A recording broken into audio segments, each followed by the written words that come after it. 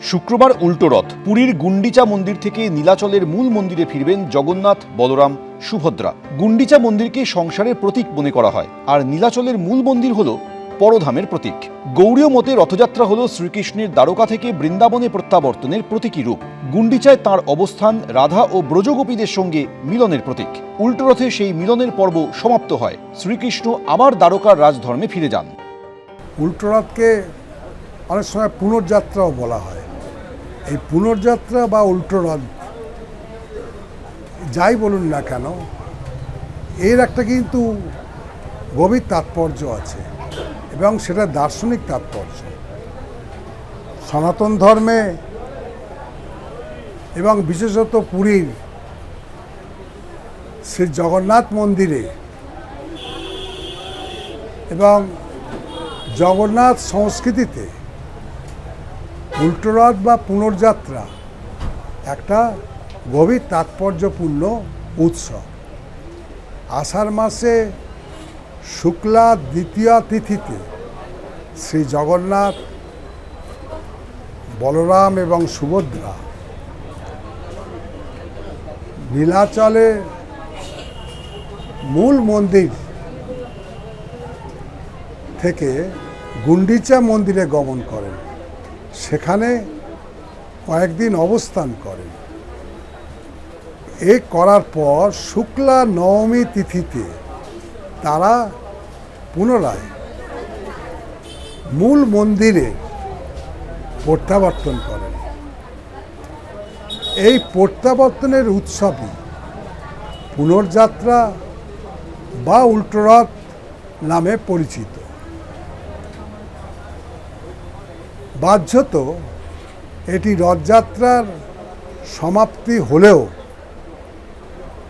আধ্যাত্মিক দৃষ্টিতে এটি এক মহামিলনের প্রতীক। রথযাত্রায় যেখানে ঈশ্বরের মানুষের কাছে আগমন, সেখানে উল্টো রথ মানুষের ঈশ্বরাভিমুখে প্রত্যাবর্তনের শিক্ষা দেয়। এই দুই যাত্রা মিলেই কিন্তু সম্পূর্ণ হয় ভক্তি, জীবন এবং মহাজাগতিক লীলার চক্র। উপনিষদ এবং বেদান্তের মূল শিক্ষা হল জীবাত্মা মূলত পরমাত্মারই কিন্তু একটা অংশ। সংসারে এসে সে নিজের প্রকৃত স্বরূপ ভুলে যায় আর মায়ার বন্ধনে আবদ্ধ হয়। শ্রীমদ্ ভগবদ্ গীতায় বলা হয়েছে, ইয়ৎ গত্তা ন নৈবর্ধন্তে তদ্ধাম পরমম মম। এটা গীতায় 15 অধ্যায় 6ষ্ঠ শ্লোকে আমরা যারা গীতা নিয়মিত পড়েন তারা মনে করতে পারবেন। অর্থাৎ যে পরম ধামে উপনীত হলে আর সংসারে ফিরে আসতে হয় না, সেটাই তো হচ্ছে ভগবানের নিত্যধাম। এই তথ্যের আলোকে গুন্ডিচা মন্দিরকে যদি লীলাক্ষেত্র বা সংসারের প্রতীক ধরা হয়, তবে নীলাচলের মূল মন্দির হলো পরম ধামের প্রতীক। এই যে পুনর্যাত্রা, তাই আমাদের স্মরণ করিয়ে দেয় যে সমস্ত কর্ম, অভিজ্ঞতা এবং সংসার ধর্ম পালন শেষে জীবের প্রকৃত গন্তব্য হলো কোথায় না, ঈশ্বরের সান্নিধ্য। গৌড়ীয় বৈষ্ণব দর্শনে পুনর্যাত্রার তাৎপর্য বিশেষভাবে খুবই মধুর। রথযাত্রায় শ্রীকৃষ্ণ যেন দ্বারকার ঐশ্বর্য ছেড়ে বৃন্দাবনের প্রেম লীলায় ফিরে আসে। গুন্ডিচায় তার অবস্থান রাধা এবং ব্রজগোপীদের সঙ্গে মিলনের একটা প্রতীক। কিন্তু উল্টো রথ সেই মিলনের পর্ব সমাপ্ত হয় এবং কৃষ্ণ আবার দ্বারকা অভিমুখে রাজধর্মের জন্য প্রত্যাবর্তন করেন। এখানে এক গভীর আধ্যাত্মিক শিক্ষাও কিন্তু নিহিত রয়েছে। মানুষের জীবনে যেমন আনন্দ ও বিরহ, লাভ ও বিচ্ছেদ পাশাপাশি অবস্থান করে, তেমনি ভক্তের জীবনেও মিলন ও বিরহে উভয় কিন্তু ঈশ্বর প্রাপ্তির পথ। গৌড়ীয় বৈষ্ণবরা মনে করেন কখনো কখনো বিরহ হচ্ছে মিলনের চেয়েও গভীর, কারণ বিরহে স্মরণ তীব্র হয়, প্রেম কিন্তু শুদ্ধ হয় এবং ভক্তের হৃদয় সম্পূর্ণভাবে ঈশ্বরমুখী হয়ে ওঠে। এই সময় একটা আচার আমরা দেখতে পারি, সেটা হচ্ছে হেরা পঞ্চমী। এটা হচ্ছে ঐশ্বর্য মাধুর্যের সমন্বয়। উল্টোরথের পূর্ববর্তী হেরা পঞ্চমী উৎসব জগন্নাথ সংস্কৃতির অন্যতম মনস্তাত্ত্বিক এবং রস সমৃদ্ধ অধ্যায়। জগন্নাথ দেব লক্ষ্মী দেবীকে না নিয়ে বা না জানিয়ে গুন্ডিচা মন্দিরের দিকে গিয়েছিলেন বোন সুভদ্রা এবং বলরাম, ভাই বলরামকে নিয়ে। লক্ষ্মী এতে খুব অভিমান বোধ করেন এবং তিনি গুন্ডিচা মন্দিরে গিয়ে প্রতীকী রথের অংশটা ভেঙে দেন।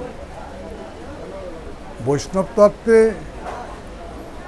লক্ষ্মী হচ্ছে ঐশ্বর্যের প্রতীক আর বৃন্দাবনের মাধুর্যের প্রতীক। এই লীলার মাধ্যমে দেখানো হয় কি না, ঈশ্বর প্রেমের আকর্ষণে সমস্ত ঐশ্বর্য ভুলে যেতে পারে, আবার শেষ পর্যন্ত তাকে বিশ্ব রক্ষার দায়িত্বে আবার ফিরেও আসেন। অতএব পুনর্যাত্রা কেবল প্রত্যাবর্তন নয়, এটি প্রেম ও কর্তব্য, মাধুর্য ও ঐশ্বর্যের মধ্যে এক চিরন্তন সমন্বয়ের প্রতীক। যোগ ও বেদান্তের দৃষ্টিতে পুনর্যাত্রা সবচেয়ে গভীর অর্থ নিহিত রয়েছে মানুষের অন্তর্জীবন। সাধারণত মানুষের মন হয় কি না বহির্মুখী, ইন্দ্রিয়ের টানে তা বাহ্য জগতের বস্তু, ভোগ ও আকাঙ্ক্ষার দিকে ছুটে যায়। আবার আধ্যাত্মিক জাগরণ ঘটলে সেই মন ধীরে ধীরে অন্তর্মুখী হয়। এই অন্তর্মুখী গতিটাই হলো প্রকৃত উল্টো রথ। উপনিষদে বলা হয়েছে, এটা কঠোর উপনিষদে বলা হচ্ছে যে পরাঞ্চি খানি বৃহত্তৎ স্বয়ম্ভু, অর্থাৎ সৃষ্টিকর্তা ইন্দ্রগুলোকে বহির্মুখী করে সৃষ্টি করেছেন। তাই মানুষ বাহিরের জগৎ দেখে, অন্তরের আত্মাকে কিন্তু সে দেখতে পায় না। পুনর্যাত্রা আমাদের শেখায় বাহ্য জগৎ থেকে অন্তর্জগতে ফিরে আসাই হচ্ছে প্রকৃত সাধনা। বলা হয় রথযাত্রার সময় ভগবান নিজেই মন্দির ছেড়ে লোকালয়ে নেমে আসেন, সাধারণ মানুষের কাছে পৌঁছে যান। উল্টো রথ অর্থাৎ পুনর্যাত্রায় তিনি আবার মন্দিরে প্রত্যাবর্তন করেন। রথযাত্রার সময় আমরা দেখতে পাই এই পুনর্যাত্রার সময় কি ঘটে। রথযাত্রায় দেখতে পাই যে দেবালয়ের থেকে ঠাকুর ভগবান চলে আসছেন লোকালয়। এবার পুনর্যাত্রায় ঠিক উল্টো, অর্থাৎ লোকালয় থেকে প্রত্যাবর্তন করছে দেবালয়। অর্থাৎ রথযাত্রার সময় ভগবান নিজেই মন্দির ছেড়ে লোকালয় নেমে আসেন, তিনি সাধারণ মানুষের কাছে পৌঁছান, কিন্তু পুনর্যাত্রায় তিনি আবার মন্দিরে প্রত্যাবর্তন করেন। এই ঘটনাটির মধ্যে একটি গভীর দর্শন কিন্তু নিহিত রয়েছে। ঈশ্বর মানুষের মধ্যে অবতীর্ণ হন, মানুষের সুখ দুঃখ ভাগ করে নেন, তাদের কাছে নিজেকে উন্মুক্ত করেন, কিন্তু শেষ পর্যন্ত তিনি আবার তার চিরন্তন স্বরূপে প্রতিষ্ঠিত হন। এইভাবে রথযাত্রা এবং পুনর্যাত্রা মিলে অবতারণ ও প্রত্যাবর্তনের মহাজাগতিক ছন্দে প্রকাশ করে। জগন্নাথ সংস্কৃতি ভারতীয় ধর্মজীবনের এক বিরল সমন্বয় ধর্মীয় ঐতিহ্য। এখানে বৈষ্ণব, শাক্ত, শৈব, গণদেবতা এবং লোক ধর্মের নানা স্তর একত্রিত হয়েছে। পুনর্যাত্রা এই সমন্বয়কেই প্রতিফলিত করে।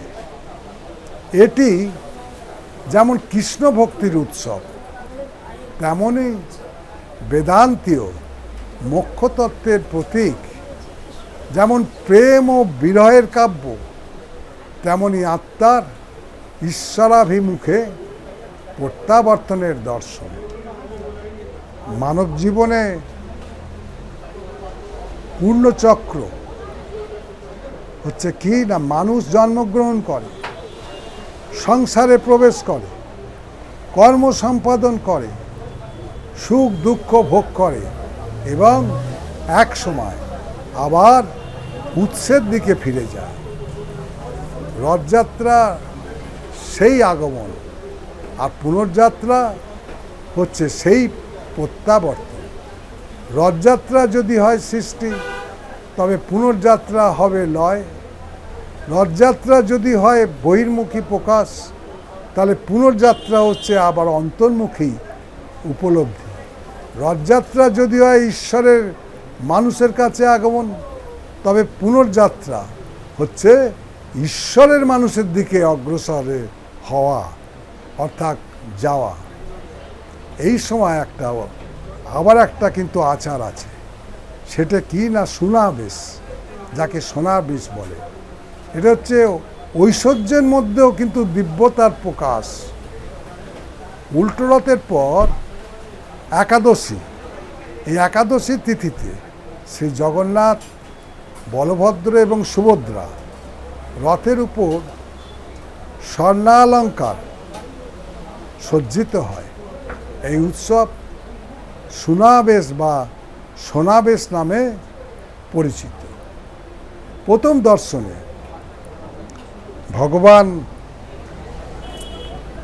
ভগবানের ঐশ্বর্য এবং মহিমা প্রকাশ বলে মনে হয়, কিন্তু এর অন্তর্নিহিত দর্শন কিন্তু আরও গভীর। গৌড়ীয় বৈষ্ণব ভাবধারায় বৃন্দাবনের মাধুর্য রসকে সর্বোচ্চ বলা হলেও জগন্নাথ সংস্কৃতি আমাদের কি স্মরণ করায় না, স্মরণ করায় যে ভগবানের মাধুর্য ও ঐশ্বর্য পরস্পর বিরোধী নয়। তিনি যেমন বৃন্দাবনের গোপবালক কৃষ্ণ, তেমনি বিশ্ব নিয়ন্তা নারায়ণ।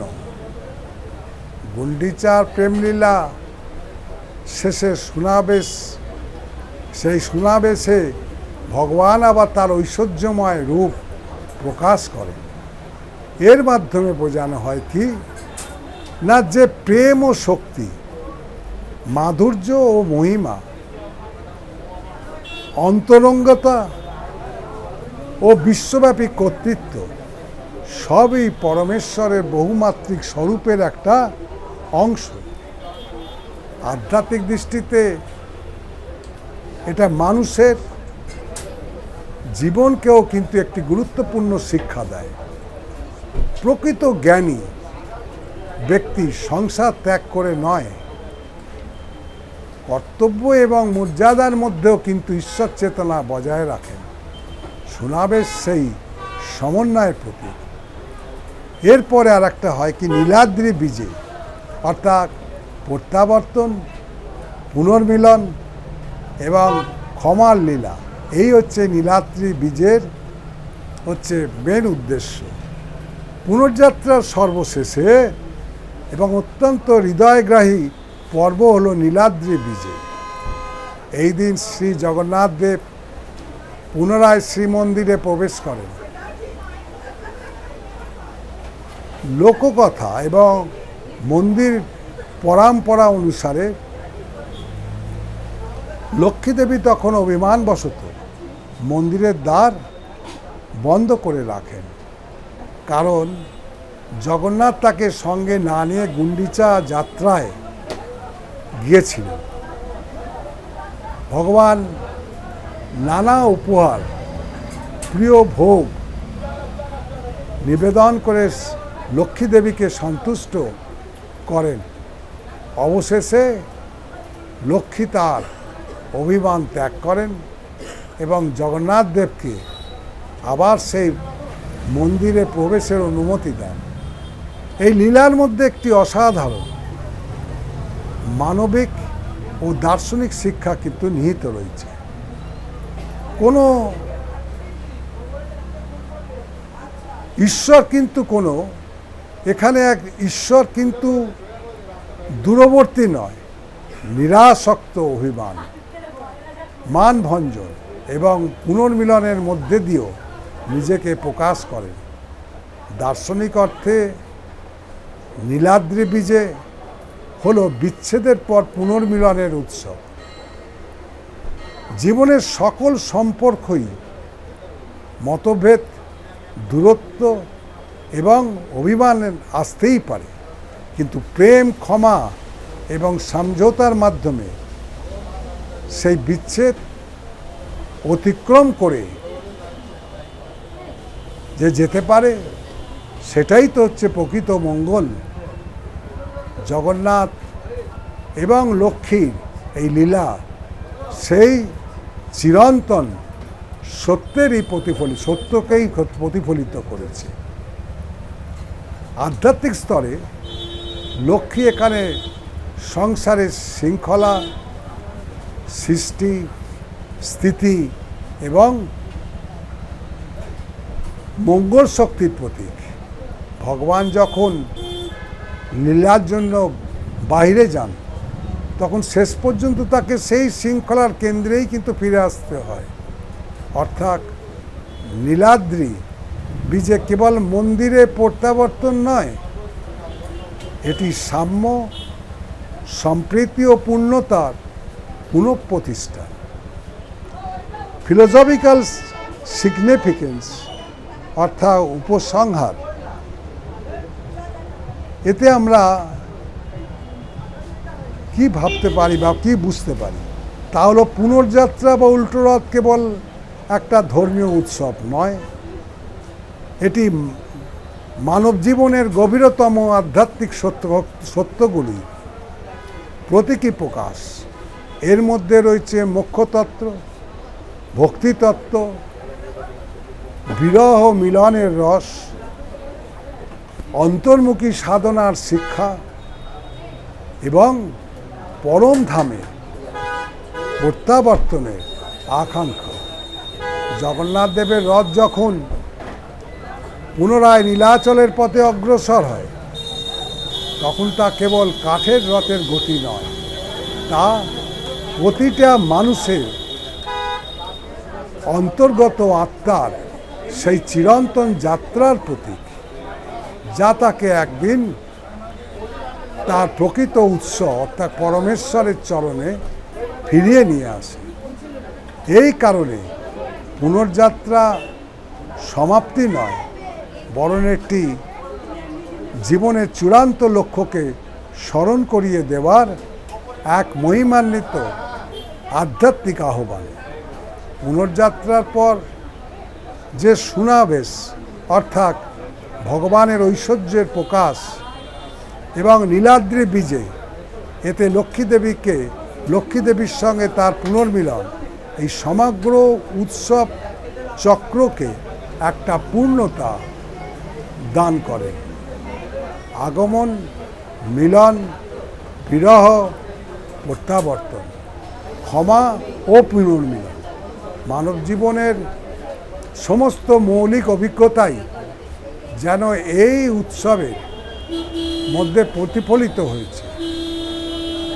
এই উল্টোরথ কেবল একটি ধর্মীয় অনুষ্ঠান নয়, এটি পারিবারিক জীবনেও এক গভীর প্রতীক, যা আমাদের শেখায় যে সমস্ত বিচ্ছেদের অন্তিম পরিণতি কী না, তা হলো মিলন, এবং সমস্ত যাত্রার শেষ আশ্রয় হচ্ছে সেই পরম সত্য। এই হচ্ছে পুনর্যাত্রা বা উল্টো রথের দার্শনিক তাৎপর্য। উল্টো রথের পর একাদশী তিথিতে শ্রী জগন্নাথ, বলরাম, সুভদ্রাকে রথের উপর স্বর্ণালঙ্কারে সাজানো হয়। এই উৎসব সুনাবেশ বা সোনাবেশ নামে পরিচিত। অর্ণব মুখোপাধ্যায়, এবিপি আনন্দ, কলকাতা। এবিপি আনন্দ, এগিয়ে থাকে, এগিয়ে রাখে।